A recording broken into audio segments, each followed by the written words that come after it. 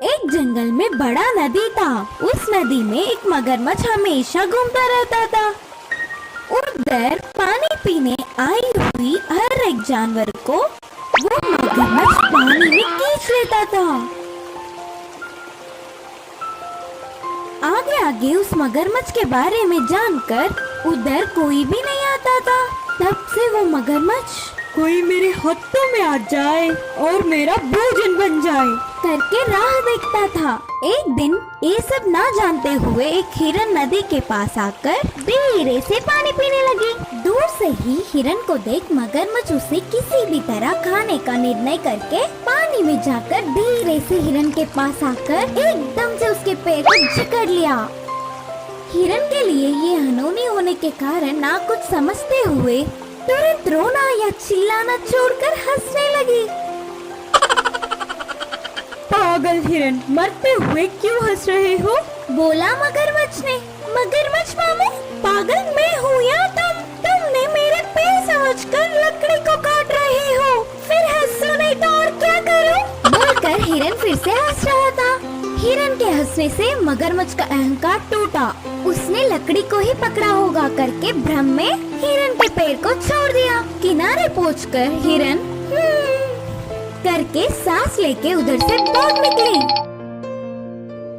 फिर उधर किसी लकड़ी ना होने के कारण हिरन ने उसे धोखा देकर चली गई। जानकर मगरमच्छ गुस्सा हो गया। ऊपर से अच्छा स्वादिष्ट आहार थोड़े में ही खोने से दुखी हुआ।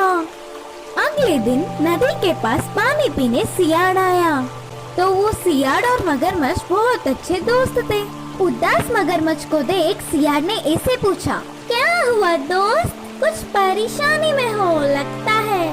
हिरन ने उसे धोखा देकर कैसे भाग निकली। यह पूरी बात बोलकर मगरमच्छ रोने लगा। अरे रे, ऐसा हुआ है तो तुम्हारा दुखी होना ठीक ही है, लेकिन तुम्हारा दोस्त मैं हूँ। अरे भूल गया क्या? अबे जाकर उस हिरन को बहला फुसलाकर इधर ले आऊंगा, दावत मना लेना। बोल के हिरन आते समय मगरमच्छ करने का उसको कान में एक उपाय बोलकर चला गया सियाड़। अब एक जगह पर हिरन को सियाड़ ने पकड़ लिया। हिरन मित्र, किसी चीज के लिए ढूंढ रहे हो लगता है। अच्छा, हरा घास बहुत खा चुका, ऊपर से गर्मी के मौसम से प्यास सह नहीं पा रही हूँ। कहीं तो पानी का पूल दिखेगा करके ढूंढ रही हूँ। बड़े अच्छे हो तुम, हमारे पास में ही एक अच्छा नदी है ना। नाना, उस नदी में मगरमच्छ है। अच्छा सच? तो वो कल की बात है, अब वो मर गया। मैं सुबह ही नदी के पास गया, वह किनारे पड़ा था मर के। देखा और आराम से पानी पिया। तुम्हारा कहना मान नहीं पा रही हूँ, तो फिर चलो तुम्हारी आंखों से स्वयं तुम ही देख लो, तब पानी पी लेना। बोल के हिरन को उसके साथ ले गया सियाड़। हिरन ने दूर से देखा, सच में मगरमच्छ मरा पड़ा दिखा।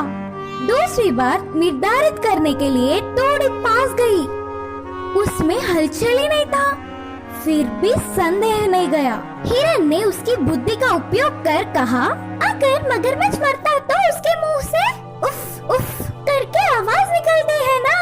हिरन को मनवाने के लिए मगरमच्छ उफ उफ उफ उफ उफ करके आवाज निकलने लगा।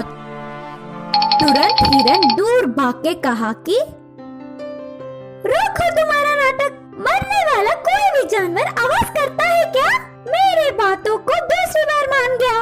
इस मगरमच्छ की नादानता को देख सच में हंसी आ रही है। इस बार भी मेरी बुद्धि से किसी भी तरह बच गई। अब से मुझे बहुत सतर्क रहना चाहिए। बोल के तुरंत उधर से भाग निकली। इससे मगरमच्छ सियाड़ एक दूसरों को ही देखते रह गए। इस कहानी की सीख यह है कि उस हिरन की तरह हमें भी थोड़ी सी बुद्धि दिखाकर कितनी बड़ी मुसीबत से भी